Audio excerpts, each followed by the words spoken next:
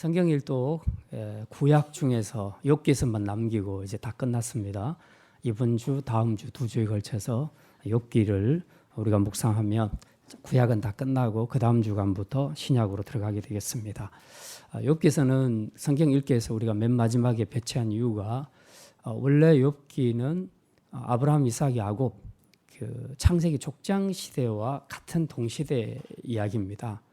그런데도 앞에 읽기로 넣지 않았던 이유가 이 족장들하고 전혀 관계없는 딴 지역에서 살았던 욥의 이야기이기 때문에 너무 무관해서 그렇게 맨 마지막에 구약 맨 마지막에 배치를 시켰습니다.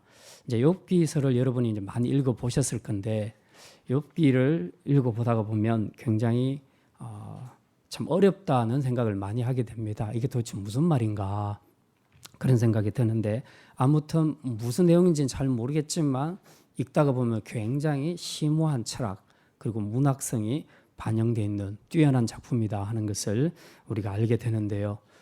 줄거리는 뭐 그렇죠. 욥이 고난을 당할 때에 친구 세 사람이 찾아오고 또 한 사람이 더해서 모두 5명이 서로 이제 주고받는 내용인데 그 주제가 뭐냐 하면 고난이라는 문제를 도대체 어떻게 해석해야 되겠는가 하는 거죠. 우리가 살다 보면 고난을 겪을 때가 많지 않습니까? 이유가 있는 고난도 있고 또 이유가 해석되지도 않는 그런 이상한 고난들도 있습니다. 이 고난들을 어떻게 해석할 것인가에 관한 이야기들을 이 5명이 서로 주고받고 대화하는 내용이 욥기서입니다. 그런데 이 사람들의 말들이 아주 뛰어나기 때문에 이 변론들이 굉장히 뛰어나기 때문에 우리가 성경 읽을 때 정신 차리지 않으면 이 사람 말도 맞고 저 사람 말도 맞고 다 맞다는 생각이 듭니다. 그리고 다 읽고 난 다음에 결론이 뭐지? 이제 이렇게 되는 거죠. 그래서 헷갈리지 말라고 욥기를 읽을 때에 그 여러분의 흐름을 잡아주는 이 사람의 말이 아무리 좋아도 이런 관점에서는 틀렸어 하는 그 관점을 제시하는 것을 오늘 3가지 여러분에게 힌트를 드립니다. 욥기서의 큰 흐름을 잡아주는 3가지 주제가 있습니다. 첫 번째가 바로 인간이 대가를 바라지 않고 신을 섬길 수 있겠는가 하는 거죠. 이걸 요약하면 기복신앙이라고 그렇게 얘기합니다. 대가를 바라지 않고 내가 복을 안 주는데도 그 종교를 믿을 수 있겠는가? 내가 원하는 복을 안 준다는데 그런데도 내가 그분을 믿을 수 있겠는가 하는 이 첫 번째 주제고요. 두 번째는 만약 하나님이 정말 오르신 분이라면 그 오르신 하나님이 세상을 다스리는데 왜 악인이 형통하고 의인이 고통을 받는가? 이건 정말 수수께끼다. 정말 하나님 의로우신 분 맞아? 하는 의문점을 우리가 갖게 되죠. 이것을 신정론이라고 그렇게 말합니다. 그 다음 3번째 주제는 인과응보를 뛰어넘는 하나님의 은혜의 신인 관계가 있다는 겁니다. 인과응보, 즉 이제 원인이 있으면 결과가 있는데 그 뿌린 대로 거둔다. 이게 인과응보라고 얘기한다면 우리가 인생을 살아가면서 모든 것이 반드시 인과응보로 이루어지던가 그렇지는 않다는 겁니다. 인과응보로 이루어지다가도 가끔씩은 이걸 깨는 법칙들이 나온다는 거죠. 성경에서는 이것을 은혜의 법칙이라 그렇게 말합니다. 죄를 지은 자에게는 죄의 삭을 지불하게 해야 되는데 가끔씩 하나님은 은혜를 베풀어서 이걸 없는 것으로 만들어 주신다는 거죠. 자, 이 3가지 주제가 욥기서 전체에 흐르면서 이 5명의 이 패널들이 서로 이야기하는 가운데 서로 교차해서 나오는데 그들의 말이 다 틀린 것도 아니고 다 맞는 것도 아닙니다. 그들 말에는 맞는 것도 있고 틀린 것도 있는데 우리가 욥기서를 읽으면서 이걸 잘 분별해야 되겠다. 그래서 이 3가지 주제를 보면서 이제 어느 주제에 걸리는가 이 대화가 그걸 잘 보시게 되면 어려운 욥기서도 여러분이 기본적인 방향은 잘 잡을 수 있게 될 겁니다. 자, 이제 욥기 줄거리를 먼저 간단히 말씀드립니다. 욥은 동방의 거부였다. 그 성경에 보면요, 양이 7,000마리, 낙타가 3,000마리, 소가 500결이, 그리고 암나귀가 500마리, 그리고 종도 굉장히 많았습니다. 요즘으로 말하자면 기업체 회장쯤 된다고 그렇게 비유할 수 있겠습니다. 대단한 재력가인데요. 거기다가 아들, 딸, 도합 10명의 자녀를 거느린 정말 남부럽지 않은 그런 삶을 살았습니다. 게다가 이런 부자가 믿음도 굉장히 좋았습니다. 대개 보면 부자들은 믿음을 갖기가 좀 어려워요. 그 성숙한 신앙인을 보기가 참 어려운데 오죽했으면 예수님께서 부자가 천국에 들어가는 것이 약대가 바늘 구멍에 들어가는 것보다 더 어렵다. 이제 그렇게 말합니다. 그 정도로 부자가 믿음의 생활을 한다는 건 참 어려운 일인데, 그런데 욥은 부자면서도 대단한 믿음을 가지고 있는 사람이었다. 어느 정도로 믿음을 가진 사람이었는가? 이제 한 번씩 가족들이 모여서 집안 잔치를 하게 되면 그 잔치가 끝나고 난 다음에 욥이 반드시 확인하는 것이 있다는 겁니다. 그게 뭐냐면 혹여라도 우리 자녀들 중에서 이 잔치에서 먹고 마시느라 범죄한 것은 없을까? 그래서 이제 자녀 한 사람 한 사람을 위해서 전부 다 번제를 드리는 겁니다. 번제를 드릴 정도로 이 아버지로서 정말 대단한 믿음을 가지고 있는 사람이었다 하는 것을 알 수 있습니다. 그러니까 하나님도 이 욥을 생각할 때 굉장히 자랑스럽게 생각한 겁니다. 야, 이렇게 훌륭한 믿음의 사람을 본 적이 있느냐. 하나님께서 굉장히 자부심을 가졌는데 이걸 사단이 들은 겁니다.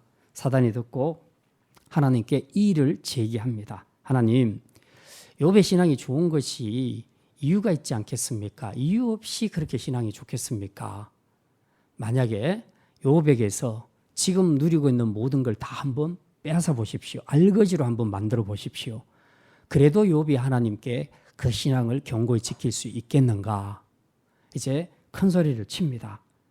욥이 하나님을 잘 섬기는 것은 다 욥이 지금 누리고 있는 복, 하나님께 복을 많이 받아서 그래서 믿음이 좋다라고 이렇게 해석을 한 거죠. 말하자면 사단은 욥의 신앙을 기복신앙으로 해석을 했던 겁니다. 기복신앙은 우리가 잘 아는 것처럼 하나님이 중심이 되어서 우리가 피조물로서 그분을 하나님이 기뻐하시는 뜻대로 예배드리고 그분께 영광 돌리고 그분이 원하시는 삶을 사는 것, 이게 원래 신앙생활인데 어느덧 우리 한국 기독교도 기복신앙으로 바뀌어서 하나님이 중심이 아니라 내가 중심이 되는 겁니다. 내가 내 문제를 해결해야 되고 내가 성공해야 되고 또 내가 높아져야 되고 나의 목표가 다 있는 겁니다. 이 목표를 이루기 위해서 신이란 존재가 내 기도를 통해서 응답을 해줘야 된다는 거죠. 그래서 신이 항상 조력자로 있습니다. 내가 주인공이라는 거죠. 그리고 만약에 내가 그 신에게 뭘 부탁을 했는데 기도를 했는데 안 들어줬다.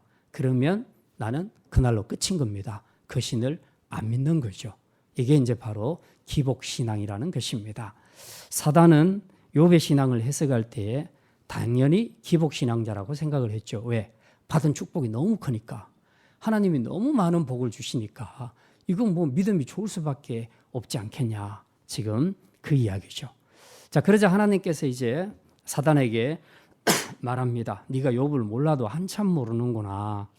욥은 절대로 그런 사람이 아니다. 아, 그래요? 그럼 한번 시험해 볼까요? 그래, 한번 시험해 봐라. 절대로 그렇지 않다. 욥이 물질이 있다고 해서 나를 섬기는 게 아니다. 근본적으로 그는 나를 경외하는 믿음의 사람이다. 사단이 그렇게 말합니다. 그래요? 그러면 한번 시험해 보죠. 그를 알거지로 한번 만들도록 허락해 주십시오. 그래서 하나님이 허락해 줍니다. 그래서 하나님의 허락하에 이제 사단이 욥에게서 모든 물질들을 다 빼앗아갑니다. 우리가 13절부터 쭉 읽었던 내용들이 뭐냐 하면 이제 종들이 계속 와서 보고하는 내용인데요. 뭐 그 첫 번째가 보니까 그렇게 나와 있죠. 13절에 보니까 사환이 와서 이렇게 보고를 하죠. 스바 사람. 15절에 스바 사람이 갑자기 와서 이렇게 소, 나귀 이런 것들을 빼앗아가고 칼로 종을 죽였나이다. 그렇게 해서 이제 종들이 계속 와서 보고를 하는데 계속 이 욥의 집안에 있는 재물들을 다 빼앗아가고 심지어는 종들까지 이제 거의 다 죽이는 겁니다. 그런데 가장 치명적인 것은 맨 마지막 소식인데요. 18절, 19절에 보면 이제 이렇게 기록이 됐습니다. 우리 18절과 19절 같이 읽겠습니다. 그가 아직 말하는 동안에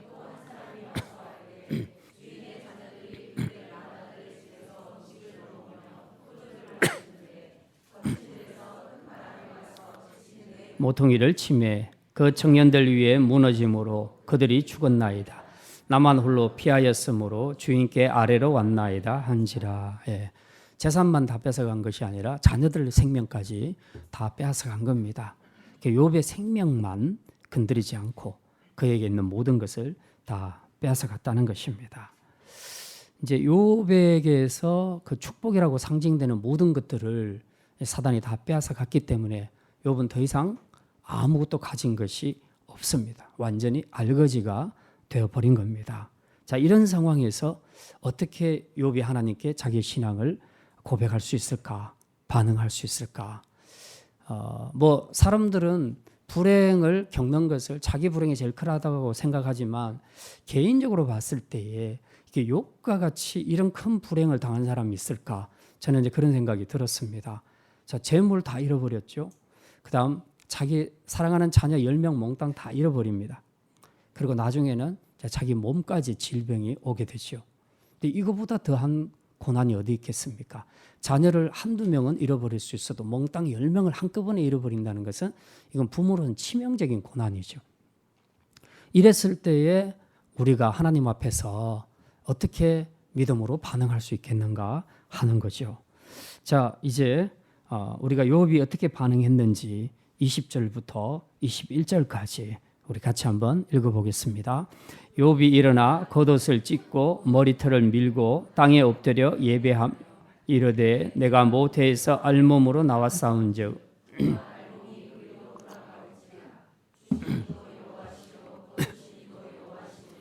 여호와 이름이 찬송을 받을지니이다 하고 이 모든 일에 욥이 범죄하지 아니하고 하나님을 향하여 원망하지 아니하니라. 대단하죠? 모든 것을 다 잃었는데 욥이 하나님을 원망하지 않고 오히려 하나님께 엎드려 예배한다. 그리고 찬양하고 있다라고 그렇게 기록을 하고 있습니다. 이게 정말 가능한 일일까? 만약 여러분이 욥과 같은 그런 상황에 처한다면 이렇게 고백을 할 수 있겠습니까? 이건 정말 거의 불가능하다고 볼 수 있는 거죠. 그런데 욥은 그렇게 했고, 그리고 신약 야고보서 5장 11절에 보면 그 욥에 대해서 칭찬을 합니다. 그래서 모든 신약의 성도들이 이 욥의 인내에 대해서 욥의 믿음을 본받아야 한다고, 그래서 이 믿음의 모델로 욥을 제시하고 있는 것을 우리가 보게 됩니다. 그래서 오늘은 이 부분을 우리가 좀 묵상을 해봐야 되겠다, 그런 생각을 했습니다. 도대체 어떻게 해서 이런 고백을 할 수 있을까? 그리고 이 고백이 진짜 의미하는 바는 무엇일까? 오늘 이 말씀을 함께 좀 생각하려고 합니다. 스위스의 유명한 의사였고 또 정신분석학자였던 엘리자베스 퀴블러 로스라는 여자 의사가 있었습니다. 이 사람이 수백 명의 그 말기 암 환자들을 대상으로 해서 임상 연구를 한 결과 죽음에 이르기까지 사람이 5개 단계를 거친다는 이론을 발표했고요. 지금은 의학계에서 또 심리학계에서 이것을 정설로 받아들이고 있습니다. 근데 그 첫 번째 단계가 뭐냐면 부정이라는 겁니다.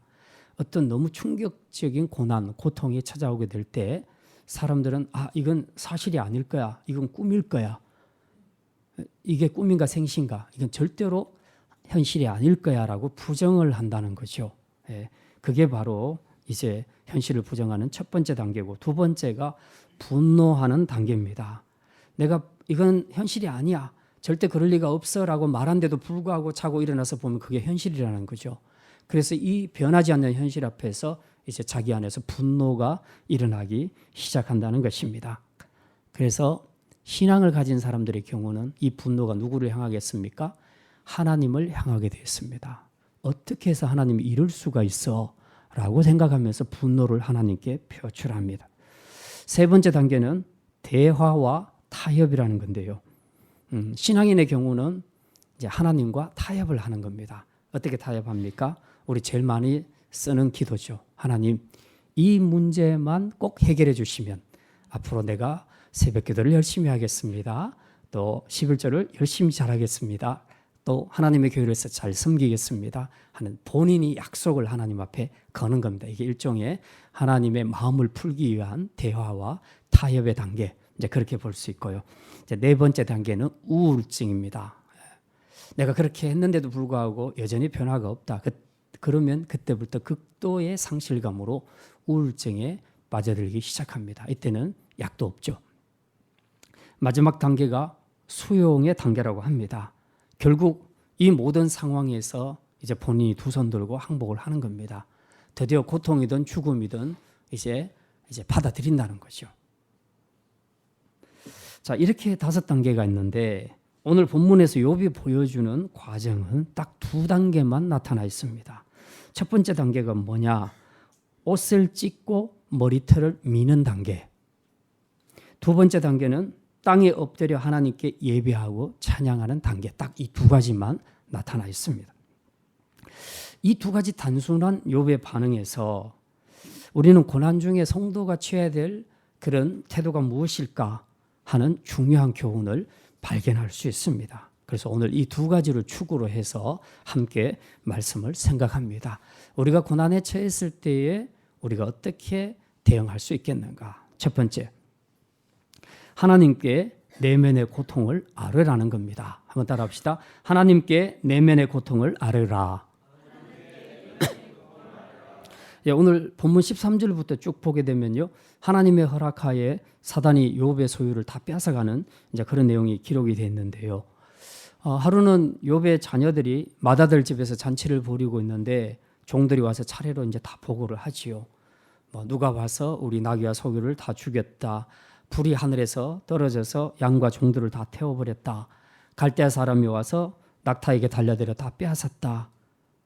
자, 이런 청천벽력 같은 비보의 마지막 충격적인 소식은 큰 태풍이 불어서 집이 무너져서 당신의 아들들이 다 죽었습니다. 자녀들이 10명 몽땅 다 죽었습니다. 이제 이 소식을 들은 겁니다. 그 머피의 법칙처럼 이 불행이라는 것은 이상하게 한꺼번에 찾아온다는 거죠. 희한합니다. 강간에 한 개씩 오면 이길 만한데 이 불행이라는 것이 설상가상으로 한꺼번에 막 밀려서 닥쳐오게 될 때 그때 사람들은 정신을 못 차리는 겁니다. 이런 충격적인 소식, 이 소식 앞에 욥은 그때부터 상실감으로 무너지기 시작합니다. 그의 이 상실감을 누가 이해할 수 있을까? 우리가 어떻게 표현할 수 있겠습니까? 사랑하는 가족을 다 잃고 부도 다 잃고 그리고 마지막에 건강까지 잃고 살아가야 할 이유마저 상실했을 때 자기 손에 아무것도 남아있지 않는 자기 자신을 보면서 그때 느끼는 그 상실의 고통을 누가 과연 짐작할 수 있겠는가 하는 것입니다. 마치 벼랑 위에 서 있는 것과 같은 이런 절망적인 상황에서 욥이 어떻게 반응하는가? 굉장히 충격적입니다. 20절에 보니까 욥이 일어나 겉옷을 찢고 머리털을 밀고 땅에 엎드려 예배하더라. 가장 인상적인 것은 욥이 고통에 직면했을 때에 가장 먼저 하나님 앞에 엎드렸다는 겁니다. 하나님 앞에 엎드려 기도했다는 거죠. 겉옷을 찢고 머리털을 밀고 그의 마음 안에 있는 슬픔과 고통을 숨김없이 하나님 앞에 다 내놓습니다. 대체적으로 우리가 고난과 슬픔 앞에서는 이것을 표출하는 것이 유교적인 방식에서는 굉장히 많이 자제하는 것을 미덕으로 생각을 하는데 사실은 이게 심지어는 굉장히 안 좋습니다. 그래서 어렵고 힘들 때는 그냥 터뜨리는 것이 좋습니다. 그냥 막 통곡하고 우는 것이 훨씬 더 도움이 됩니다. 자, 그런데 우리가 이렇게 슬플 때 실컷 울고 하는 것은 일종의 카타르시스가 돼서 우리 안에 어떤 그 상처와 아픔들을 제법 많이 치유하기도 합니다. 그런데 그렇게 실컷 울고 통곡하는 것만으로 우리의 문제가 근본적으로 해결될 수 있겠는가? 근데 그건 아니라는 겁니다. 결국 문제는 우는 것도 그 자체도 중요하지만 누구 앞에서 우느냐가 이게 중요하다는 거예요. 성경에서 말하는 것은 이겁니다. 이 말은 그리스도인의 경우에 우리가 울더라도 하나님 앞에서 울어야 된다는 겁니다. 혼자서 울 수도 있고 다른 가족들이나 친구들의 위로를 받으면서 울 수도 있는데 그게 얼마간은 치유가 되고 위로가 되겠지만 근본적인 문제가 해결되는 것은 아니라는 거죠. 그런데 우리가 하나님 앞에서 이 모든 것을 내어놓고 통곡하면서 울게 되면 이거는 굉장히 의미가 있다. 무슨 의미가 있는가? 내 마음속에 있는 모든 고통과 마음의 짐을 하나님께로 넘겨드린다는 의미가 있습니다. 하나님은 그것을 다 받으실 수 있는 분이고요. 그래서 하나님은 그것을 받으시고 이제 우리 안에 위로해 주십니다. 그러니까 똑같은 울음이라도 하나님 앞에서 우는 울음은 믿음의 행위라는 겁니다. 그래서 우리가 어려울 때에 집에서 혼자서 이불 뒤집어 쓰고 우는 것보다 하나님 앞에 나와서 성전에서 기도하면서 우는 것이 이게 믿음의 행위라는 겁니다. 그러니까 뭐 우는 것은 똑같다 그렇게 생각하시면 안 된다는 거죠. 울음에도 믿음의 울음이 있다는 겁니다. 그래서 욥은 이런 기가 막힌 비보 앞에서 자기가 머리털을 뜯고 옷을 찢으면서 하나님 앞에 나아가 먼저 땅에 엎드립니다. 그리고 예배하죠. 그리고 하나님께 아뢰입니다. 우리가 이렇게 욥처럼 하나님 앞에 나와 엎드려 통곡하며 자기 안에 있는 모든 것을 쏟아내 놓을 때에 하나님께서 이제 그 모든 묵은 짐을 다 져주신다는 거죠. 그래서 예수님도 이렇게 말씀하셨습니다. 수고하고 묵은 짐진 자들아 다 내게로 오라. 내가 너희를 쉬게 하리라. 하나님은 죄 문제뿐만 아니라 우리가 이 땅에 사는 동안 지게 되는 모든 고난과 고통의 짐까지도 우리가 내어 맡기기만 하면 하나님이 다 받아주시는 분이라는 겁니다. 그러므로 힘들 때에 그냥 땅이 꺼져라 한숨 쉬고 이불 뒤집어 쓰고 그냥 그렇게 무력하게 있을 것이 아니라 탄식만 할 것이 아니라 욥처럼 기도의 자리, 예배의 자리로 나와야 합니다.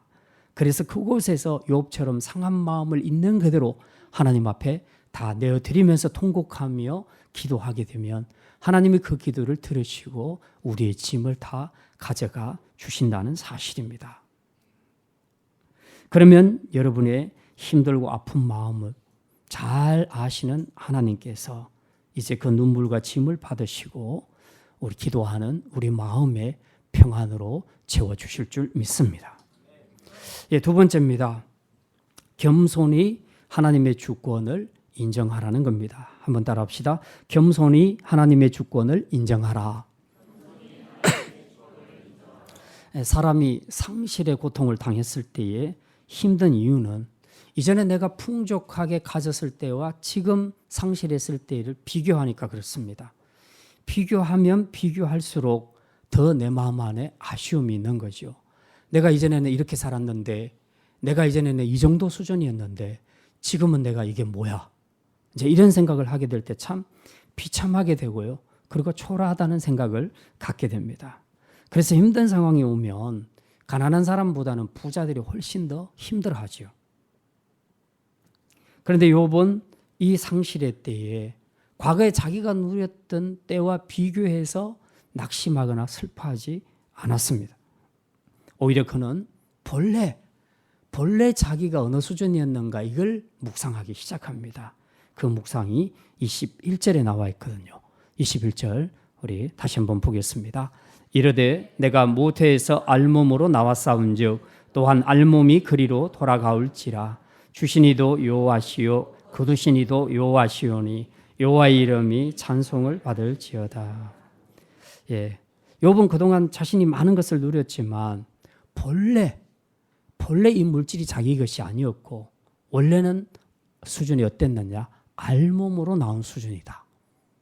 태어날 때 다 우리가 알몸으로 나오지 않습니까?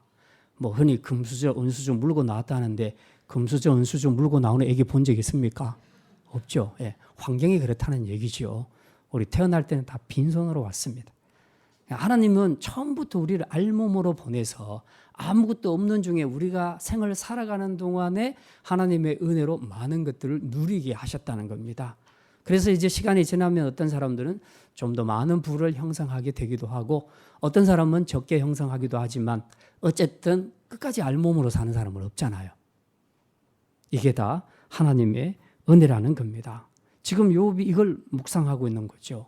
자기가 풍족했던 그 재력가로 살았을 때에 그 부를 비교하게 되면 지금은 너무 초라하고 비참하지만 그러나 그걸 묵상하는 것이 아니라 어렸을 때 자기가 태어날 때에 적신으로 즉 알몸으로 태어난 그 상태를 생각을 해보니까 믿져봤자 본전이다.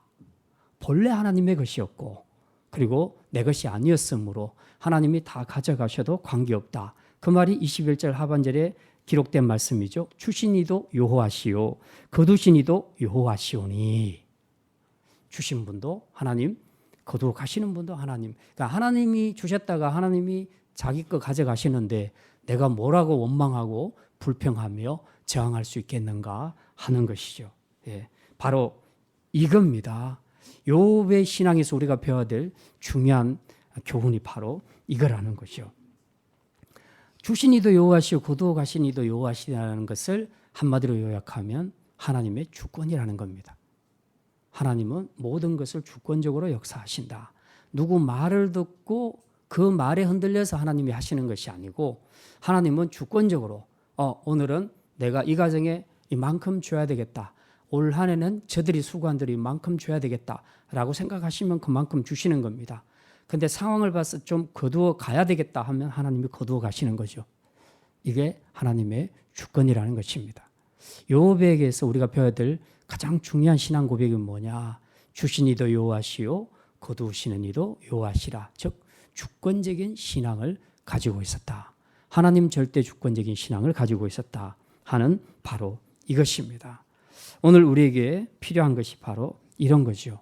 우리에게 고통이 있고 또 고난이 있다고 해서 그게 반드시 내 죄 때문에 온 것이다. 그렇게 해석할 수는 없습니다.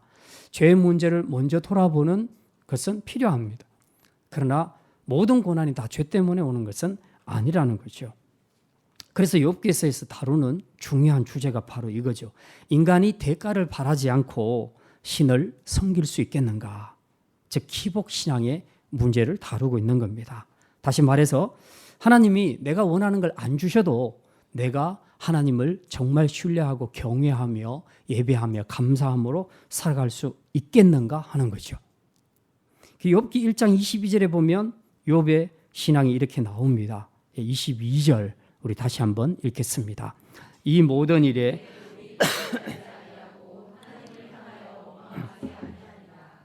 예, 우리 읽은 김에 2장 10절을 한번 보겠습니다.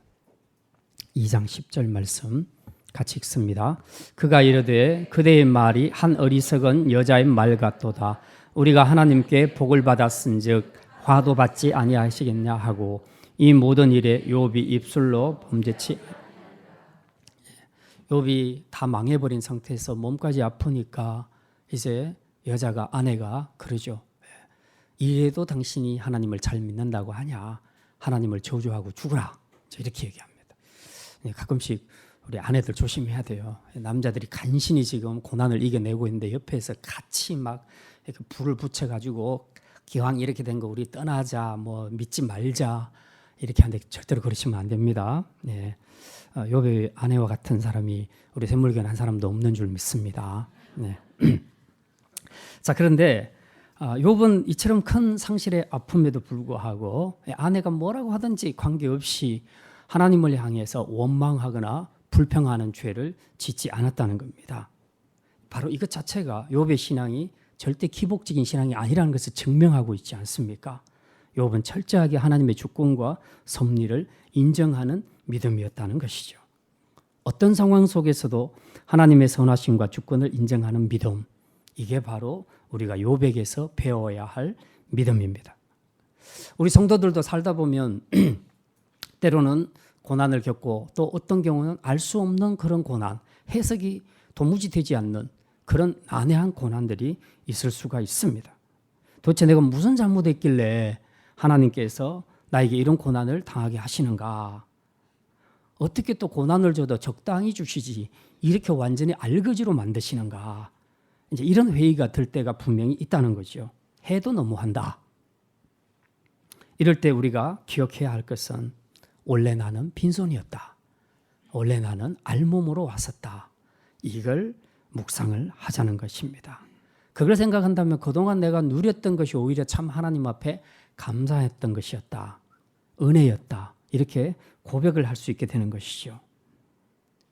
원래 나를 알몸으로 보내신 그분이 이제 다시 내게서 모든 것을 거두어 간다 할지라도 그것은 하나님의 주권이고 하나님의 선한 뜻이기 때문에 그분께 원망하는 것이 아니라 오히려 그분들 예배하고 찬양할 수 있어야 한다 하는 것이 욥의 신앙이 보여주는 중요한 교훈이라는 것입니다. 근데 사실 이런 믿음이 우리에게 꼭 있어야 한다고는 생각하지만 그러나 실제로 발견하기는 쉽지 않습니다. 그만큼 우리 안에는 아직까지도 하나님의 주권 또 하나님의 왕대심보다는 뭔가 내가 요구하는 것들이 이루어지고 성취되어야만 그 다음에 하나님을 쳐다볼 수 있는 겁니다. 그래야만 내가 하나님께 감사할 수 있게 되고 신앙생활의 힘을 여기서 얻으려고 한다는 겁니다. 이거는 그냥 자연스러운 현상인데 문제는 내게서 거둬가실 때 내가 어떻게 할 것인가.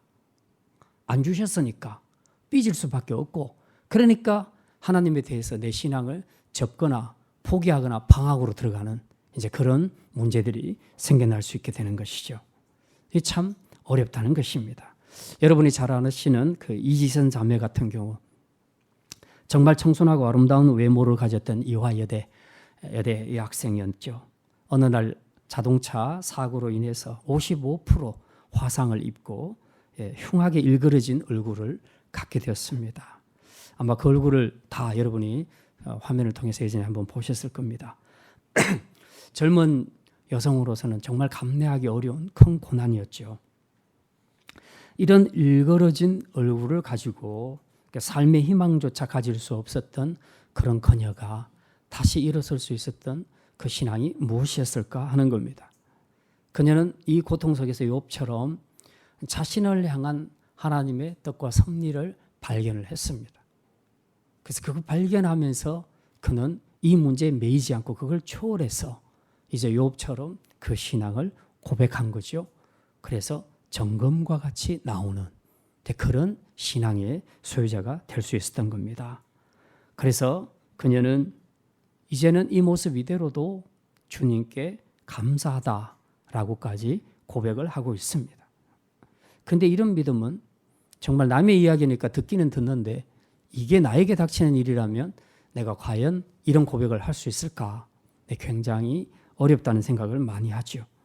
어쨌든 많은 사람들은 지금도 하나님이 내가 원하는 걸 해줘야만 내가 하나님께 예배하고 신앙생활 잘하고 싶지 그렇지 않다면 특히 나에게서 뭔가를 지금까지 누렸던 것을 빼앗아간다면 나는 그 하나님 앞에 별로 예배하고 싶지 않고 찬송하고 싶지 않다는 그런 생각을 가지게 되는 경향들이 분명히 많이 있다는 것입니다.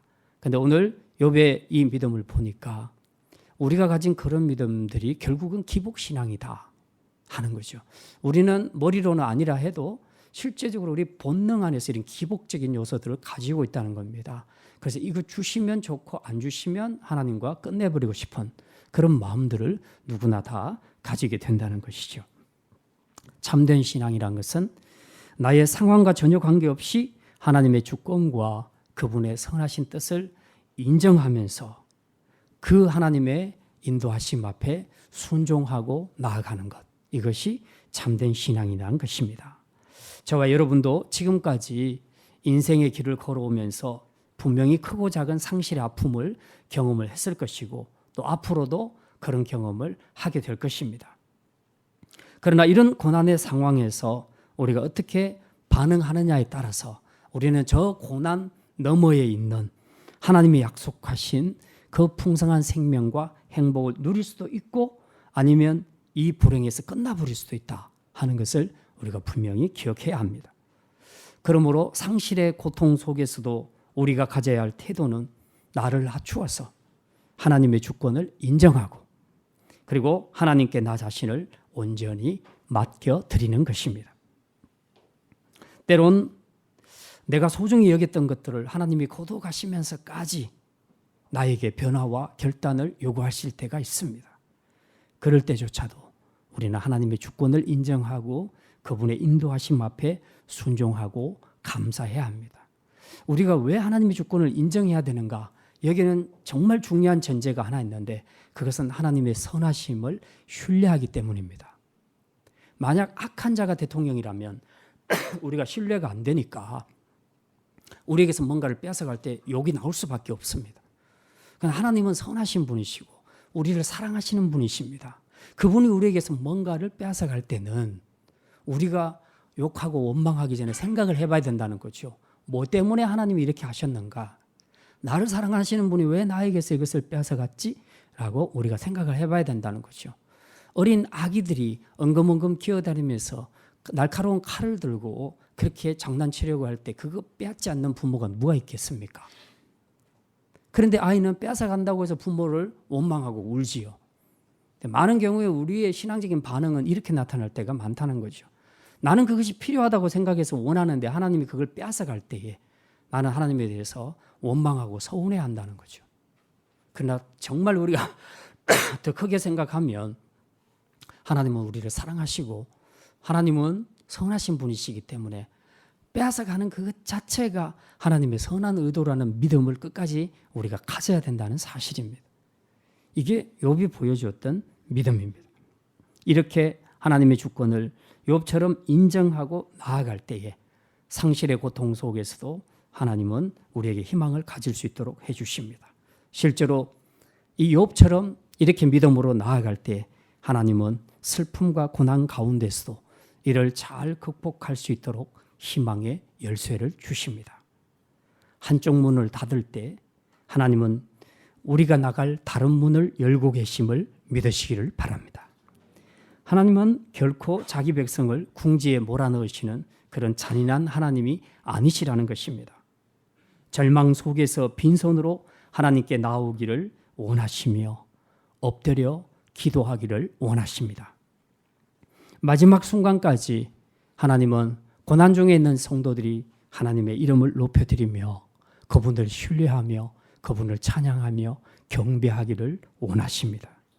이것이 바로 우리가 욥에게서 배워야 할 두 번째 믿음입니다. 말씀을 마칩니다.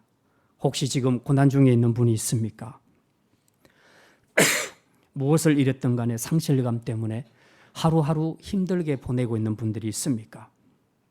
내가 꼭 갖고 싶은 것, 절대로 놓고 싶지 않은 것, 바로 그것을 하나님이 빼앗아갔다는 바로 그 생각 때문에 오늘도 하나님께 원망하며 한숨 쉬면서 소망을 잃고 우울증에 빠져서 그렇게 살아가고 있지는 않습니까? 그 상실감 때문에 자신이 알몸이 되고 빈손이 되어버렸다고 그렇게 원망하고 있지는 않습니까? 그러나 알몸이 되고 빈손이 된 그 자체만을 가지고 낙심하거나 좌절하지 마시기 바랍니다. 하나님은 그런 상황에서도 우리가 하나님의 주권을 인정하며 알몸으로 빈손으로 그 있는 그대로 하나님 앞에 나와서 하나님께 울면서 기도하기를 원하십니다. 이 빈 마음으로 서는 것, 이것이 바로 고난을 통해 하나님이 보고 싶어 하시는 모습이라는 거죠. 욥처럼 이렇게 빈 마음으로 나와 울며 은혜를 구하는 자에게 하나님은 회복의 은혜를 주십니다. 이게 바로 고난의 의미이고 그래서 고난은 변장한 축복이라고 말하는 것입니다. 바라기는 어떤 고난 속에서도 욥과 같은 믿음으로 하나님께 나와 슬픔을 내어놓고 아뢰되 그분의 주권을 꼭 인정하며 믿음으로 하나님께 예배하고 찬양함으로 여러분의 빈 마음에 채워주시는 하나님의 은혜가 더 풍성하게 채워지는 회복의 역사를 속히 누릴 수 있기를 주님의 이름으로 축원합니다. 기도합니다. 하나님, 고난을 당할 때마다 상황이 아닌 하나님을 보게 하시고 내가 가졌던 부를 보는 것이 아니라 원래 내가 왔던 알몸으로 온 존재라는 것을 깨닫게 해주시옵소서. 주시는 이도 여호와시요 거두시는 이도 여호와심을 확실하게 고백하며 살아가는 믿음의 성도들 되게 하여 주시옵소서. 하나님의 주권과 선하심을 인정하는 가운데 살든지 죽든지 오직 주의 영광을 위해 그분의 뜻대로 살며 그분만을 높여드리는 예배자로 살아가는 성도들 되게 하여 주시옵소서.